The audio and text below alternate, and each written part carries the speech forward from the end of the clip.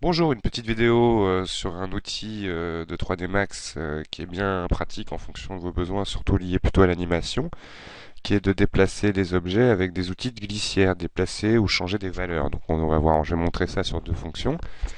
Une vidéo assez rapide pour s'en sortir avec cet outil. Donc je vais par exemple créer une boîte. Hop, Alt W pour le plein écran et je vais créer une porte. Une porte pivot par exemple. Hop, une magnifique porte pivot. À partir de là, je vais aller gérer dans la création des géométries, pas du tout, dans les assistants, et nous avons les manipulateurs. Dans les manipulateurs, je vais prendre l'outil glissière. L'outil glissière se positionne en version 2D par-dessus la scène. En fait, il ne se positionne que par rapport à la scène et se déplace ou se manipule avec l'option sélectionner et manipuler. Par la petite case que l'on a devant, on peut comme ça déplacer sa glissière. Le petit plus qui est juste après permet de réduire ou d'afficher son objet. Le petit bouton qui est à droite permet de changer la longueur de réglage de sa glissière. Et le petit triangle qui est en dessous permet de changer la valeur de sa glissière. Alors on imaginera que pour animer, par exemple, le déplacement en Z sur l'axe Z de cette boîte, je vais choisir que cette boîte. Si clic droit veut bien, propriété objet. C'est pas propriété objet du tout, pardon, c'est mise en relation des paramètres. Wire parameter en anglais. Je vais jouer sur la transformation de la position en Z de ma boîte avec une petite ligne en pointillé. Une fois que j'ai choisi ça, je vais cliquer sur ma glissière. Et là, je vais dire à ma glissière qu'elle va donner comme information à ma boîte des valeurs. La boîte de mise en relation des paramètres s'ouvre. On peut constater à droite la partie glissière, à gauche la boîte. On voit bien que l'axe Z de la boîte est sélectionné et que la valeur de ma glissière est sélectionnée. Donc il faut bien faire attention, un peu comme les opérations probooléennes, pour bien comprendre le sens d'action. Ma glissière contrôle ma boîte. Donc ma glissière contrôle ma boîte, c'est ma glissière vers ma boîte que je connecte. Automatiquement, maintenant je ferme mon panneau de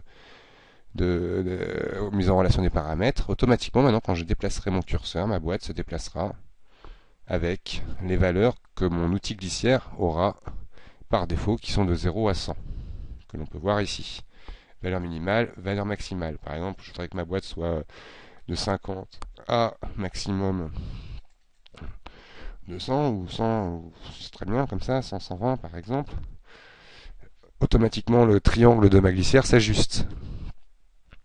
Bien évidemment, l'animation et moi ça se positionne par rapport au pivot, bien évidemment, de l'objet.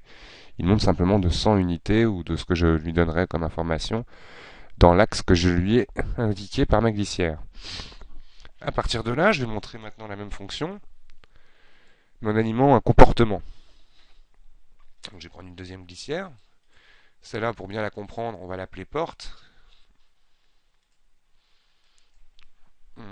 Dans l'étiquette, pardon, P-O-R-T-E, c'est ma porte. Et donc lui, c'était la boîte. Raté.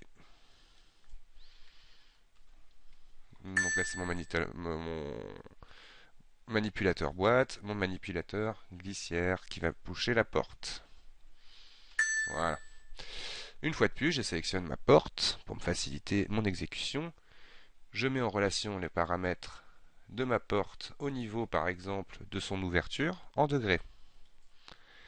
Ligne en pointillé, je clique sur ma glissière porte, objet glissière, valeur.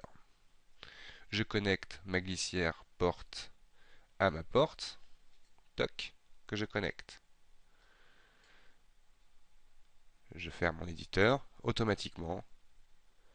Maintenant, on voit que par rapport aux valeurs qui sont données ici, ma glissière porte est limitée à 100, et comme c'est en degrés par défaut, on peut lui dire par exemple de tourner à 145 degrés en valeur minimum. Donc 145, ça sera sa position actuelle, et ça donne automatiquement son maximum.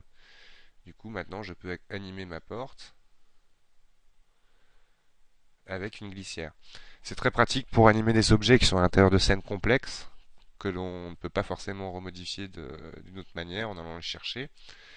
C'est assez pratique en imaginant aussi par-dessus cet outil, je mets par exemple un modificateur édité poly avec je ne sais quoi comme option, par exemple un extrude, hop, voilà, avec un insertion, voilà, le clic droit quand il s'y met, insertion, et un petit extrude vers l'intérieur. On constatera, avec grand bonheur, que l'animation de ma porte fonctionne malgré le fait d'avoir mis un édité poly, donc il comprend bien ce que je lui ai demandé. C'est là où on verra qu'on pourra ajouter des objets, complètement modifier nos portes de cette structure en conservant les outils d'animation de la porte. Donc voilà. C'était un exemple pour l'utilisation basique des glissières. Je vous remercie d'avoir regardé la vidéo. À la prochaine vidéo.